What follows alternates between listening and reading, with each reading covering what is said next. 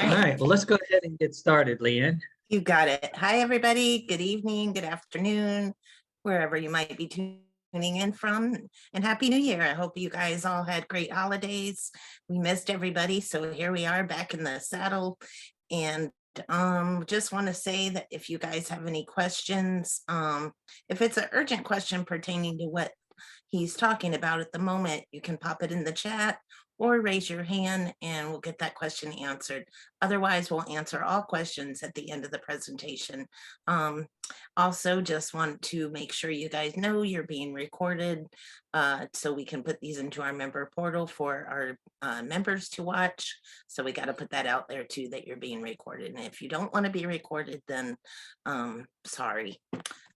Anyway, I'm going to turn it over to Robin, our host for the evening and all of these evenings, and we'll see you back after the presentation. Go ahead, Robin. Thank you. All right. Welcome, everybody. So happy to have you here once again for our Tuesday Tiny Talks. And today we have a special guest, Bill Nabil or Bill Taha, depending upon who you talk to. He is I think the owner of PSE Engineering and is also involved in the tiny house industry, has created and designed and engineered tiny houses on wheels, several of them. I've seen some great photographs of his work and what he does. He's also involved in the ASTM initiative for writing standards for tiny houses. He's also involved with the Colorado effort that is out there for the state statute to write standards and codes for tiny houses on wheels to be lived in full time and get a certificate of occupancy. So anyway, that being the case, he has about 60 slides that we would like to get through, as many as we can. We'll be talking for about 45 minutes, and then we'll have some questions at the end. But why don't you go ahead and introduce yourself and fill in the gaps that I missed, Bill, and then go ahead and share your slide and get us started here. Sure. Thank you, Robin. Thank you so much. I'm going to share my screen and also start with a slideshow. If I can say it here from start. I don't know if you guys can see that my screen or not. If you can see the screen, just put something in the chat. C, just write C in the chat. Everybody's writing, yes, we can. Great. So it looks like there's a thumbs up here. I think you're good. Great. Ladies and gentlemen, thank you so much for joining us, joining your evening with us. We really appreciate it. We have nice information about tiny homes. I'm going to share that with you. Again, like Robin said, my name is Bill Taha. I'm the founder and the president of PSE Consulting Engineers. Also, I was a former associate professor of civil engineering at Oregon Institute of Technology. So let's get started. The presentation, in this presentation, we will talk about what's not a tiny home. We will talk what is a tiny home. We will talk also about chassis for tiny homes, which is in my practice experience, we have I heard several issues regarding the chassis. And definitely the most important one is the foundation options. That's where I get most of the questions from my clients. The presentation will be about 45 minutes. I'm going to leave 15 minutes to answer some questions. Feel free to type some questions while I'm speaking. If I have time, I will answer. If not, I will wait until the end, but feel free to do it, no problem. The information I'm going to share with you, if you use the information I'm going to share with you, you are liable for that use without consulting with me or without consulting with other licensed engineer. Now let's start by saying what's not tiny home. As you see on the very left, that is I think 60s Volkswagen and the roof on it. That's not a tiny home for sure, but a nice try. The one on the right here, this is an RV, put it on some elevated above the water. And I was told that the guy doesn't want to mow the grass, so he put it on the water. That's not a tiny home. And the one that really puzzled me, the one that puzzled me the most, to be honest, is how to make a tiny home out of a bug. That's interesting. but that's what's out there, and these guys are not tiny home for sure. Now, the one on the left, the photo on the left, photo of a manufactured home, it is not a tiny home, even though it's very close. And the reason it is not a tiny home because of the size, because we have limitation of 400 square foot for tiny home, and that's bigger. Also, the other reason is because it has separation, it has rooms, closed room. Tiny home cannot have a closed room because it's one open space. The one on the left is that the tree house, and it does fit the 400, less than 400, but unfortunately it does not have foundation. There is no chassis, there is no concrete, there is nothing. It's right in the air, so it is not a tiny home either. Motor home is not a tiny home. Number one, because it has an engine for this one, and the one on the left is not built strong enough to withstand the wind and seismic, so it is not a home. It's recreational for short period of time use. The modular home also is similar to a tiny home, and also it has differences. The one on the top, that's a tiny home moving to a site. Remember, the chassis here is belong to that engine, so it's not a tiny home.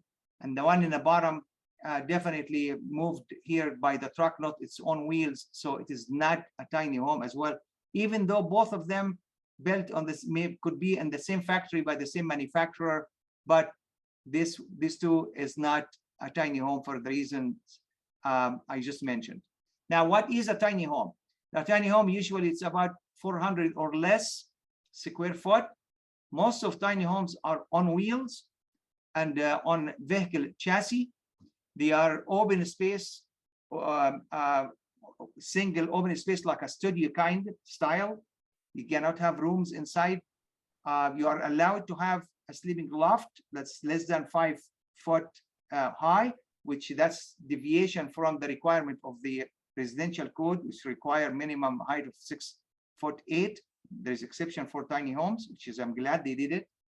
And also, if you're gonna live on it, it must be anchored. That's a tiny home. Must be anchored to the ground with ground anchor or other means I'm gonna share with you. Of course, it could be on permanent foundation. Most of the tiny houses are built, stick built with wood studs and wood rafters in the factory. That's most of them. And if I go too fast for you guys, because I know I have an accent, if I go too fast, let me know and I will slow down a little bit.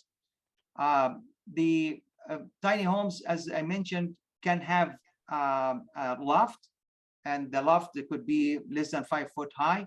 You could access the loft by a ladder or by stairs, and it's not any ladder or any stairs. They have to have some certain specification, and they can see the specification in the appendix Q of the IRC. Most of the tiny home made to be on the move. I mean, you're not gonna move it like a car, but it's not gonna be like a manufactured home. Once it moved to the site, it's kind of stayed there. We expect, or people who buy tiny home expect to move it a little bit more often. That's why most of the tiny houses are on wheels. And when you move the tiny house, it does not lose the vehicle license when you move it, while manufactured home does. Once you move the manufactured home to a certain location where you're gonna live on it, it loses the vehicle license and become a home. The tiny house does not. It does keep the vehicle license continuous. There are many shapes and sizes and the configuration for tiny homes. I'm just sharing with you some we have designed lately in 2020, last year. So it just varies based on the end user, what they like to see. This is one of the earliest tiny houses that we designed in 2014, and that was for a very famous owner of tiny homes manufacturer, owner of a tiny home company. It definitely have lofts, and believe it or not, we designed, after he moved it quite a bit, he said, I need a permanent foundation, and we designed permanent foundation for the tiny home after a while. Tiny home also could be on permanent foundation. That's the minority, but we do design tiny homes on on permanent foundation from the start. There are some people who would like to have it this way. As I shared with you guys, this is a nice tiny home on a permanent foundation. However, what I want to share with you guys is the arrangement. This is a top view at the bottom, top view of the tiny home. And as you can see, it's open space. There is no rooms or closed spaces. You cannot have it because of the size, because the egress, for so many reasons, it has to have one open space, including if you have loft, it says to be one side completely open to the rest of the space. This is another one which one of my designer did a mistake. You can see there is a door here. We cannot have a door. It has to be open, and definitely will be the door will be removed if they give you one open space. There is no one good reason why couldn't we have tiny home from shipping containers, and we designed quite a bit of them. Most likely it will not be on wheels. Most likely it will be on a foundation, but we did design many containers home, and people love them. Actually, one of the home that we designed is reserve it. It's kind of an Airbnb. Reserve it for the year ahead of time.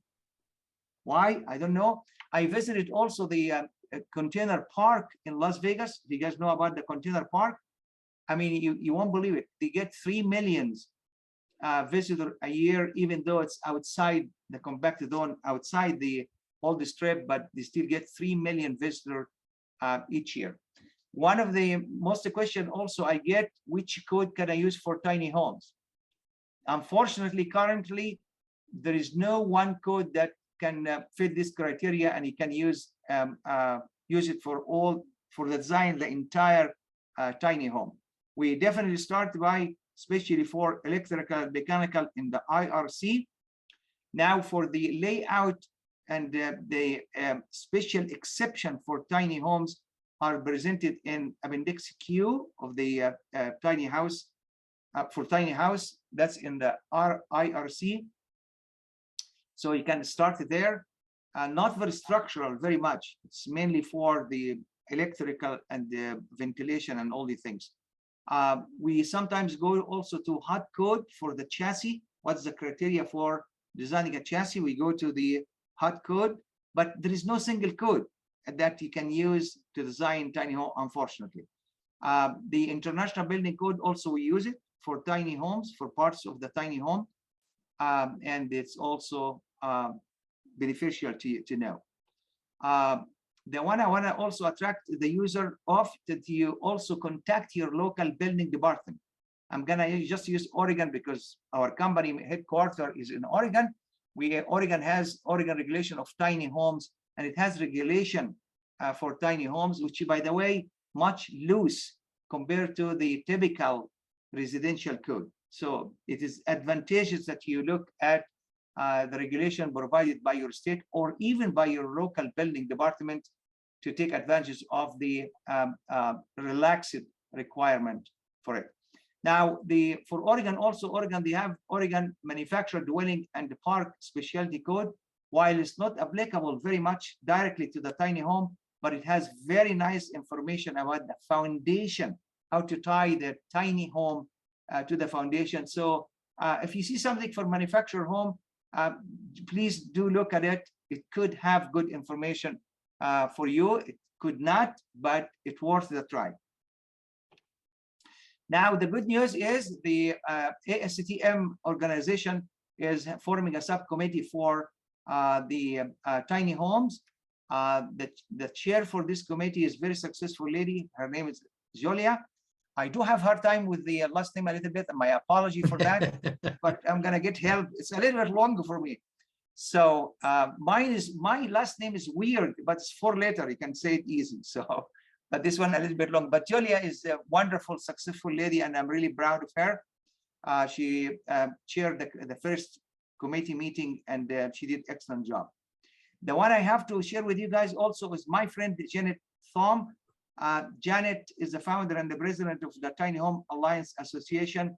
God bless her heart. She worked very, very, very, very hard to start the ASTM subcommittee. I salute her for her effort and for her persistence, and she did excellent job. Now, as I shared with you guys, most of the tiny homes are done with wood stick framing. However, we have options. The option we have here is material we call structural insulated panels, SIPs for abbreviation. And the SIPs is mainly foam, which give you very nice insulation for your home, with covered from on both sides with 5/8 oriented strand board OSB. It works very well too for tiny homes if you choose to do something with higher energy efficient. Also, we have in this country tons of all the cars and refrigerator and the trains and all the things. From these guys, they do coil, and from these coil guys, with a machine that can fit in your garage, they can make studs, rafter, trusses, you can make a lot of things. So we can do definitely the design and construct the tiny homes from steel. If you prefer to have non-combustible, especially these days when we have fires everywhere, you can have really fire resistance home. Steel also, the termite don't like the taste of steel, so they tend not to eat it. So that's another advantage if you'd like to have fire protection and termite protection as well. Please think steel. We're gonna move now to the chassis. That chassis definitely usually made from I-beams most of the time. Thanks to our friend Janet, I got the connection from her about the American tiny house trailers, which this is a good resource. You can build and buy safe tiny home trailer. It's worth that you visit their website. The connection is down there, and I promised Robin and Leanne I will release these slides after they criticize it. They told me they're going to be nice, don't criticize too much, but we'll see what they say. But the website is available on that slide. This is a chassis produced by a company called Liebert, and we did design with Liebert a tiny home on the chassis, and the chassis is good. The main feature I like about that chassis, that if you see that between the two I-beams, there is open web beams, and definitely that's to run the utilities, and it worked very well for the houses that we built. It's a good company, and we were able to communicate with them. Definitely, we run the analysis. We took the dimension from them guys, and we run it on our computer to make sure that the size of the beams are strong enough to support the weight of the chassis. This is a chassis that we designed from scratch, and we can do that. It's much easier to deal with manufacturer because they have their own standard, and they have something we can tweak a little bit, and it can work. If you start from scratch, it's definitely tougher on everybody. But this is one of them. The one I also would like to share with you guys is this one. This is a plan of the chassis, and that included how to tie to the ground. Now, did I hear before that some people use tie down one at each corner, 1, 2, 3, 4? Yes, I heard that. Is that correct? Absolutely not. The house could be moved parallel to the length of the chassis, or it can move perpendicular to the length in the shorter direction. So we have to secure it in both perpendicular direction. As you can see from that plan, guys, here, you can see that's 1, that is 2, that is 3, and 4 tied down and going in the shorter direction, almost on 45 degrees, something similar to this guy here. So we have 4 on this side, and also we have 4 on the other side. That's 1, 2, 3, and 4. Now, I'm not saying use 4 all the time. That depends on the length of the tiny home. Usually, we would tie down at about 10 foot, but it depends on how much wind speed you're going to be subject, that the house will be subjected to, and the seismic zone, and so many criteria. But 10 foot, I'm saying roughly, does work And please, if you want to use it, just let one of the engineer know, and we'll guide you. Now, the same as if we stabilize the house on the shorty direction in the right left from the screen here, we have to also to secure the house up and down, which is the front and back of the house. And the way we do that, each chassis will get one or more of the tie down. You see this one here at that end of that chassis beam, and there is another one in the back here. Also for the other side, there is one on the beginning of the tiny home, and also one at the end. That's usually the common. It might need more, again, based on your location. If you go here, you see this is the strap, which is tied down going, and either is going to be connected, in this case, to the concrete here, or connected to a soil anchor here. So most likely— Hey, Bill, hold on a second. Yes, sir. Can you use your cursor to point to the items that you're talking about? I'm having a little bit of trouble following you, but you could take Yes. your cursor and just put it right on, if you Yes. don't mind. No, I don't mind at all. Actually, that's a good idea. Now, so let's look now. We're talking about figure number 5 on the right side of the screen. And I'm saying this is the— can you see the cursor now, Robin? No, I don't. Does anybody see that? Oh, can you see it now? Yes. Oh, great. I was looking on I was doing on the other screen. I'm sorry. So to wrap again, so you didn't see it, I'm saying on the tie down, there is 1, there is 2, there is 3 and 4 on this side, and there is 1 and 2 and 3 and 4 on the other side. In addition to that, we have to stabilize the house in the long direction. So this is the chassis beam here. It has 1 tie down in the front, parallel to the length of the house, and there is another one here at the end. The other side, the same. Still, we have here to this at the beginning, at the front of the tiny house, have a tie down on that chassis, and 1 in the back. So you have to hold the house against movement in the shorter direction. If you talking about the screen, it will be right to left, and if you're talking also, the screen will be up and down, or front and the back of the house. Again, this is the strap, the tie down.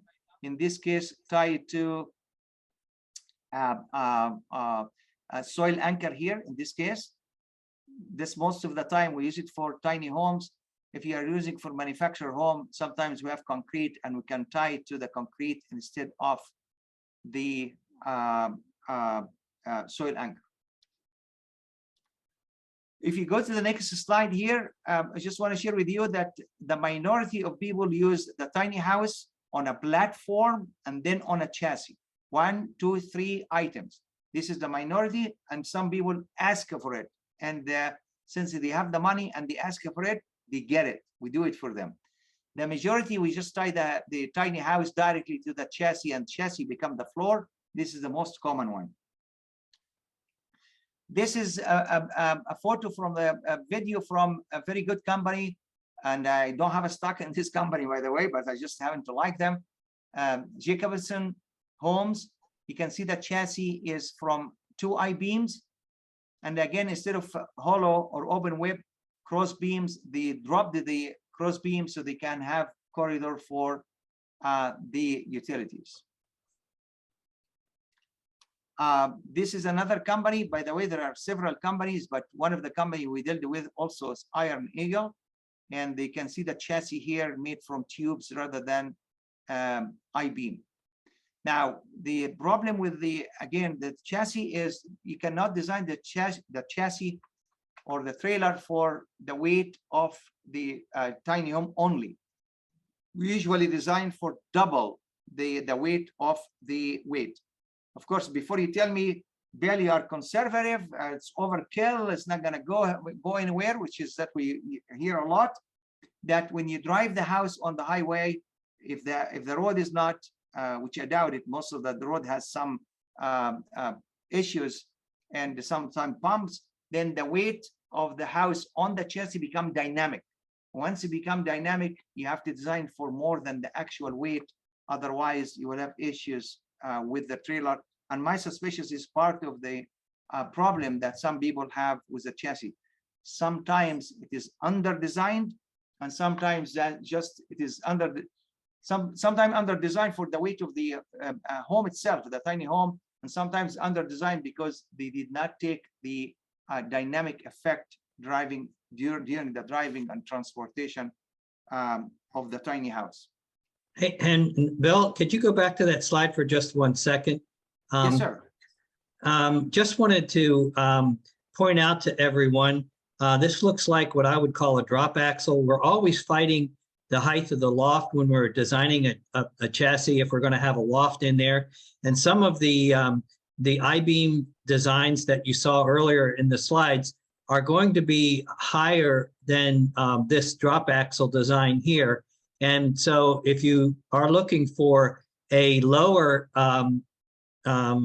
trailer, you're going to go with something more like this. This is about 22 inches off of the floor. And if you use a straight axle, it's about, I think, 28 inches. If you do a deck over, it's going to be 36 inches over if you use a regular deck over with, and then you have your I-beams.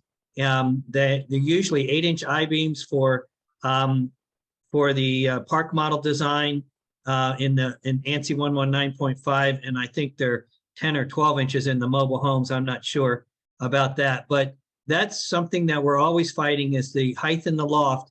And in this design with Iron Eagle, you actually have a space in there to run your utilities, but also a floor. You could, in fact, put a wood floor system in there to screw your or nail your decking board, your plywood down to create your first floor. So this is kind of a unique design. You usually don't see it. Usually the plywood is screwed right directly to the chassis, and then they build on top of that. So I just wanted to point that out to everyone.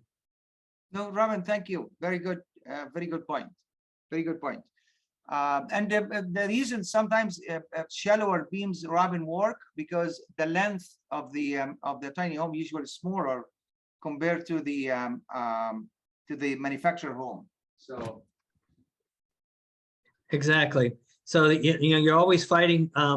If you're getting a real long 40-foot tiny home, obviously you're supporting it at 3 points on the either side of the wheels, and then on the tongue when you're towing it, and you have to design it for that. Even though we may go out to a site and be supported in 4 or 5 different places on either side, you still have to design it so that it will travel down the road and stay together. Absolutely, Robin. Very good point. And I just would like to add to this one, when we design a trailer or a chassis, we design it twice. One time when it is under transportation, so we assume it doesn't have too much live load or snow on the roof, and we design, as Robin said, based on the axial and the tongue when you have it connected to something. And the chassis has to be good for double the weight of the manufactured home, not including any human inside. Then we when you move it to a park or a place where you're gonna use it, then we add more piers and the chairs underneath, but then we add the load of the live load, like the people will be inside, and maybe also a snow load on the roof. So you are absolutely correct, Robin. During transportation, it's only on the supported on the wheels and the tongue, and but that also we assume there is no live load or no snow, better not. And when you move it, then we add the live load, but we have more supports. Thank God it worked for us. So when we have more loads, we can add more supports. Praise the Lord. Sometimes work the other way around, but this time it's working for us. Any other comment or question about the chassis, guys, before we move on? I don't see. Robin, do you see any question? I don't see any questions so far. Yeah, we have some questions, but they're not pertaining to the trailer. So we'll move on and catch these questions up at the end. All right. When I was teaching in the college, sometimes either when nobody have question, either they don't understand anything, or I am so good and they understand everything I say. So we've got to make sure which is which. But we're going to move on to the next. I don't know if you guys remember, Robin, do you remember the automotive magazine? I think it was for the manufacturer of the home, and it's no longer does not exist. Am I correct? I don't understand the question. Yeah, the automotive magazine is no longer, does not exist. I don't see it anymore. Automotive but- magazine? I don't Yeah. know. Is anybody familiar with automotive magazine? I am not. Yeah, it was If for it- the manufacturer. It was for manufactured home, and it's no longer. I don't see it anymore. But anyway, that magazine shared with us 28 advantages for the tiny home if you make it in a factory. Of course, you have better qualities, better energy, and a lot of good benefits compared to if you side belted. Of course, waterproof. Also, the material will not be wet. But the most of them is, I got it from one of the manufacturer. He said, enjoy your home in weeks instead of waiting for it for a year.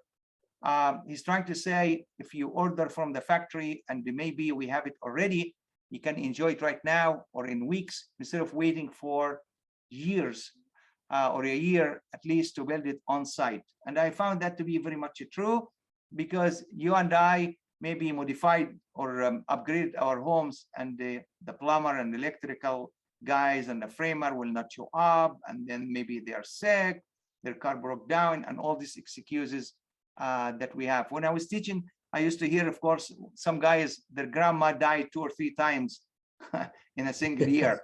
So you go to the factory, you get it really fast, and definitely it's by better quality because the skilled labor have a continuous job. I'm going to move now down to the last item we have on our schedule, which is the foundation. And why some people, not many people, but some people say, I ordered or I built a nice home, why should I worry about the foundation?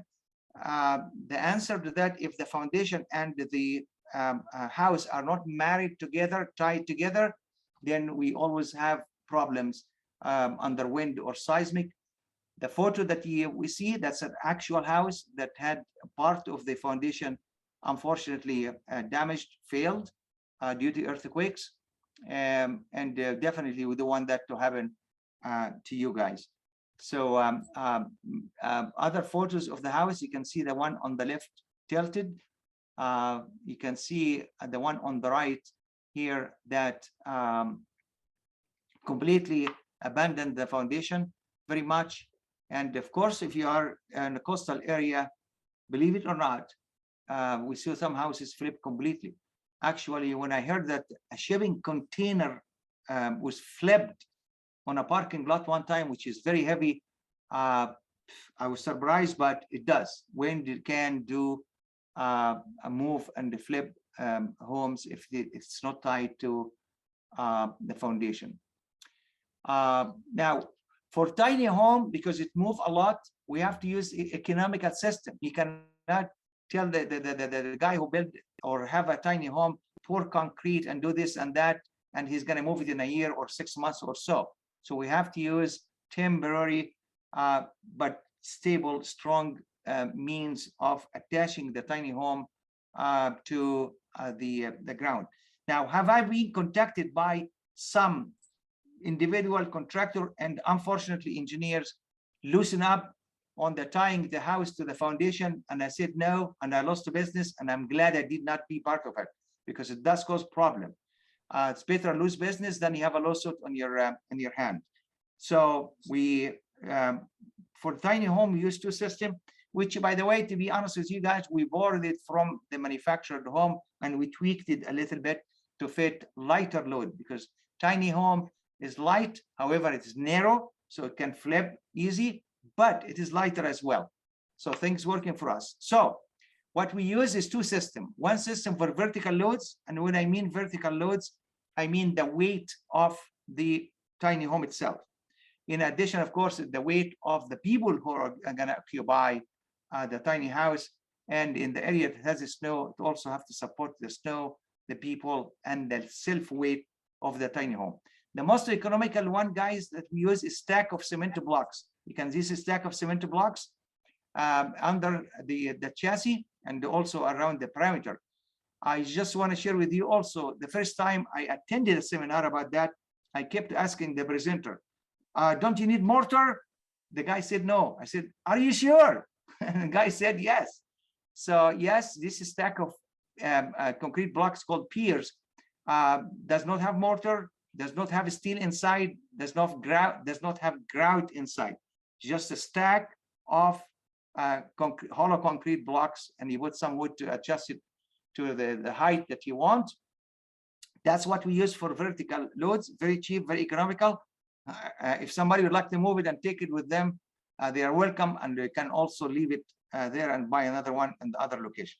For lateral loads, so the house does not move either in a cross short direction or along the length of the house, we use tie down and soil anchor combined. If you look here, you can see that the stack of the blocks here, which is very cheap, very economical, usually about probably 6 to 8 foot based on the manufacturer recommendation. And here's again a zoom of the support here. Usually there is no bolts unless you are in California or high seismic zone. When they ask you to put some bolts, most of the time do not have bolts. In addition to the piers under the chassis, we also provide, if you can see it here, piers, concrete piers around the parameters, the boundary, the 4 sides of the manufacturer home, also at 6 to 8 foot on center and at opening. You can see it from this one, and these blocks are parallel to the side of the house, while usually the piers for the chassis are perpendicular to the chassis. You can see it again on the right photo here. This is going, the chassis beam is kind of coming in and out of the screen, and this is perpendicular, but the piers at the perimeter of the tiny home are usually placed parallel to that wall. So both at the chassis and at the perimeter of the house to stop it from tilting or flipping. Now, so far we supported the vertical loads, so most likely the house will not sink into the ground. That's say that the hope. I'm going to share with you more information to make sure that it will not sink inside the house. However, we still don't have guarantee that the house will not slide or flip on that piers that we just installed.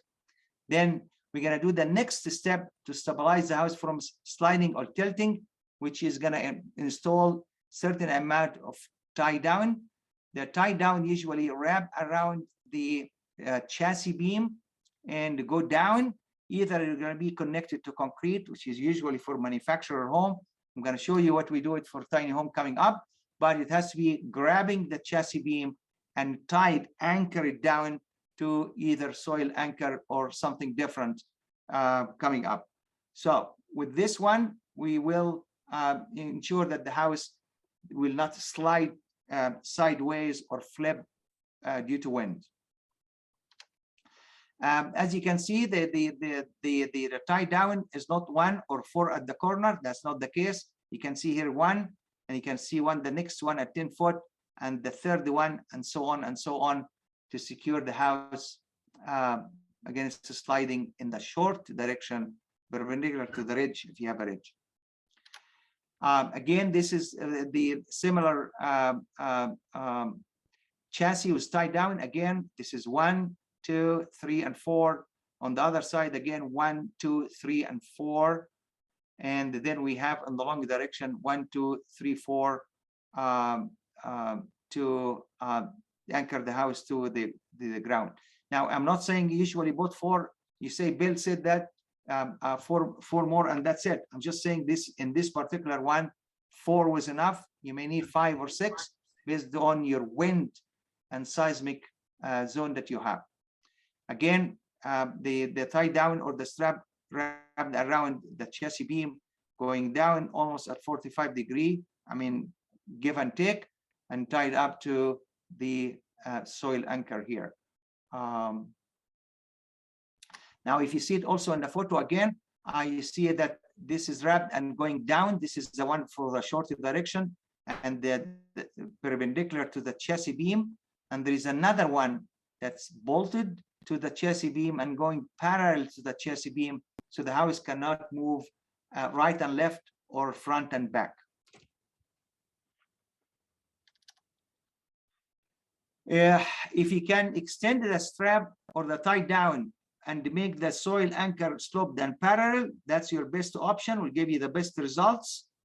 If you can't, sometimes you use a stabilized plate and we get it inside the footprint of the house. This is a second option. This is my favorite. If you can do it, that will be the best.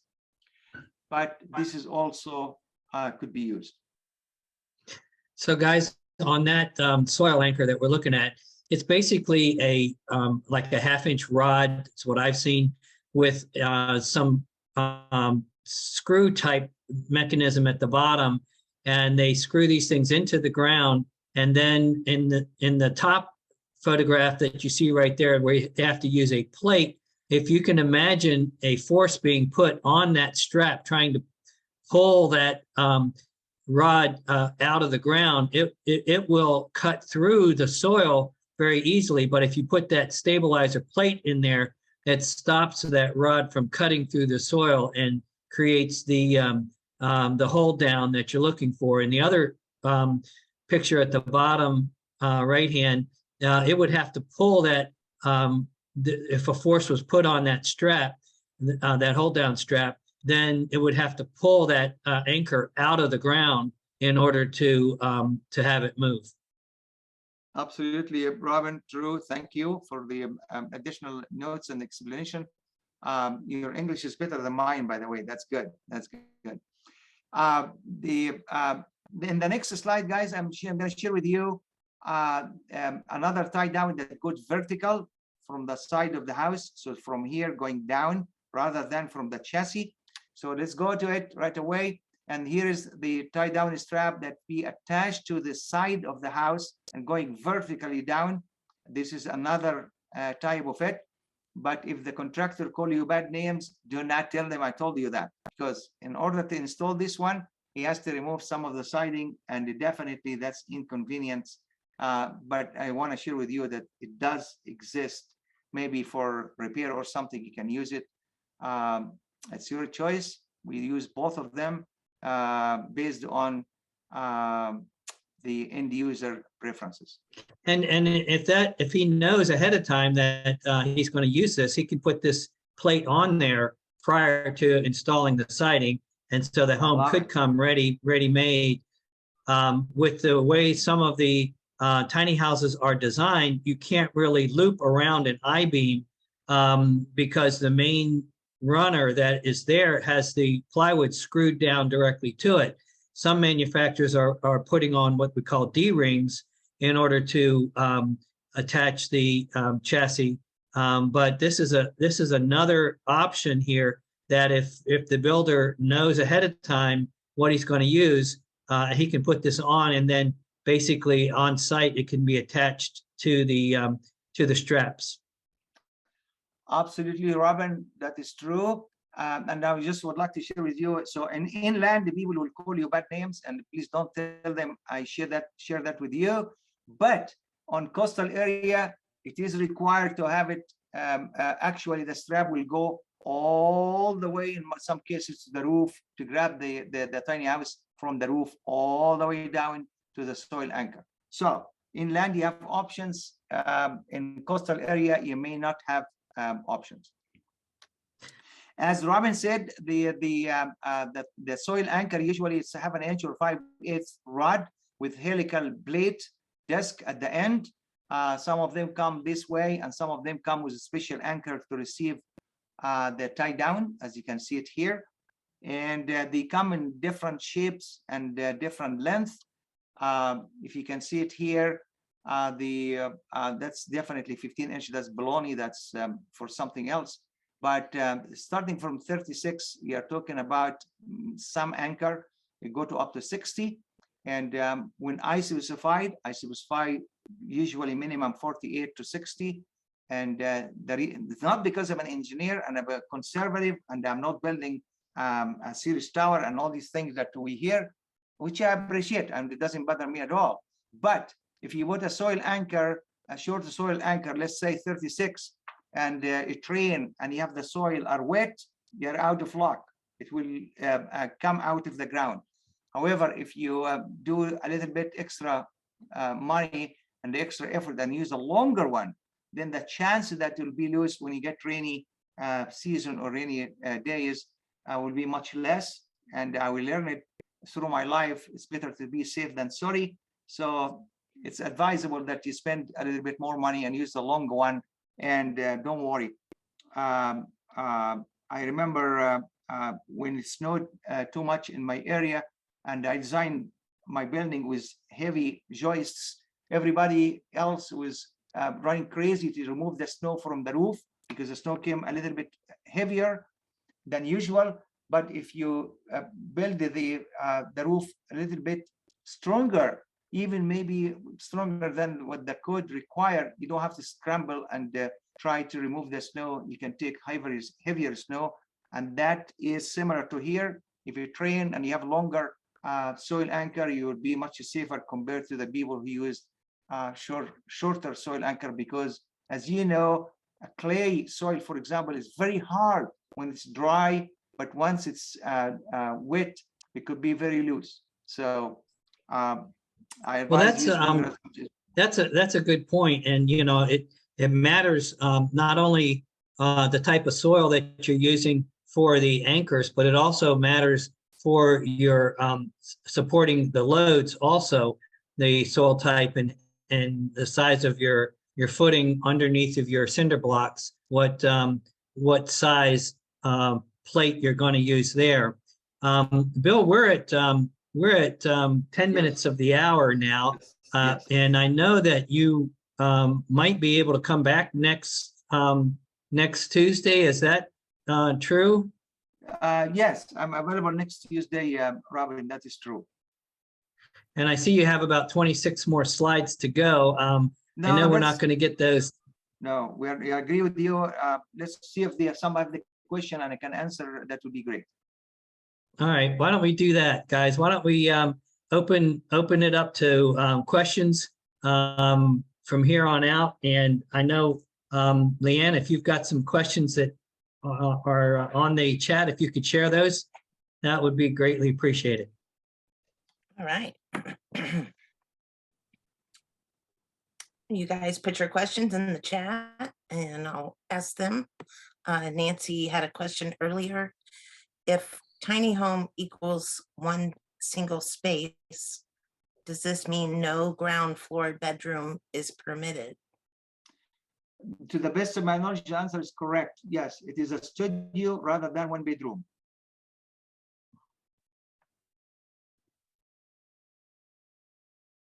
Although we've seen some that did have bedrooms down there, but we'll have to check on that, Nancy, to be 100% sure. But what else do you have, Leanne? It is just if you have a room, Robin, it will have a problem with the exit and egress and blah blah blah. It has some complication about that things. So we'll check. We'll check. All right. What else do you have, Leanne? I don't have any more questions. If anybody Let me has see any here. questions, pop them in the chat. Something about an interior railing on the stairs. Didn't have a railing on the outside. Yeah, that is a new stand. Maybe this house was an older house, but in the newer standards, there is a requirement for a guardrail or on the open side of the stairs and on your loft. Yes, is that correct? That's my understanding on the loft, Robin. I got to check on the stairs, but yes, on the loft, yes. Okay. And so one of the questions that I have is we already talked about the floor, the chassis as a floor system.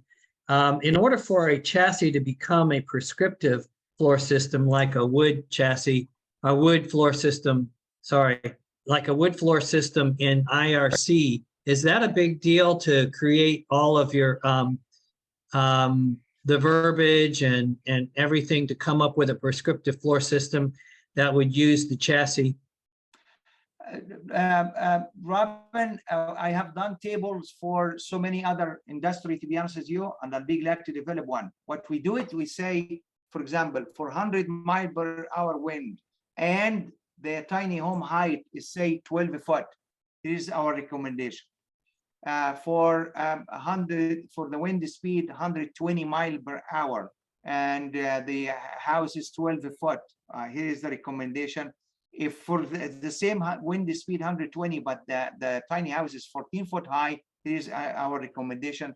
So it could be done in a table format based on the wind speed and the height of the tiny home. It is doable, and I think we have it already in the residential code. In the residential code, how many shear walls you have in the house is made into tables and made based on the height and the wind speed. So it is doable. Okay. Okay. And then you had mentioned something about that the vehicle doesn't lose its vehicle license, whereas a manufactured home does lose its vehicle license. Can you elaborate on that, what that means? Yeah, it means that when you move from manufactured home, once it moved to the site that you're going to live on, it loses its license. You cannot move it unless you get another permission to move it. While the tiny homes maintain, to the best of my knowledge, I'm a structural engineer, I'm not with the Department of Transportation, but the tiny house maintain its vehicle license so they can be moved at any time. And that is the best of my information, Rob. Okay, that makes a lot of sense. How about the attachment of the home to the chassis? Do you have any insight or recommendations Yes. on how that would happen? Yes, that's why we prefer an I-beam. The I-beam has a flange, and usually you have a washer, special washer. The washer will clamp against the top flange of the chassis, and then with the screw, it's screwed to the home, and that's what we usually use. There are other means as well, but this is the most common one, that the washer, and I wish I had it with me. I have it on my system. So a steel washer, if you'd like to say, butting against the flange of the chassis beam, which is in this case I-beam, and then you have a screw to screw to the house. There are other means, but it's the only one available right now around. Okay, so you're talking about a lag bolt that would lag into the bottom plate or the floor system, if it's a wooden floor system. Okay, and how often should the home be attached? How many feet apart would this attachment be? I would say definitely every single floor joist. Yes, a lot of them, because it's not very strong, by the way. It's not very strong. So we use each single one. There are some other tie down also, Robin, that we do, but I got big complaints. I almost got fired when I bought a tie down to tie the house to the chassis. It caused problem, but there is other means. Okay. All right. Well, that's good to know. Well, guys, we're pretty much out of time here. So I'm going to turn it back over to Leanne. And Leanne, can you kind of close us out here? Before just return to Leanne, Robin, I would like to say you were correct about the number of slides. Leanne is yours. That you're correct. 60 was too much. Okay. You're correct.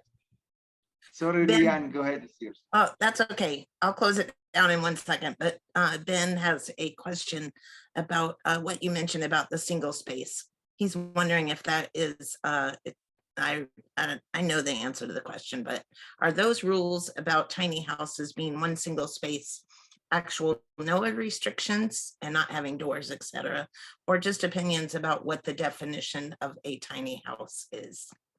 That is my interpretation of the code, mainly based on the egress and the exits and the escape and all these things.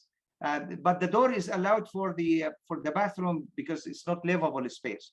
That's my understanding, and we all can check on this one, because once you have a room, that room have to have egress and have to have escape and all the things.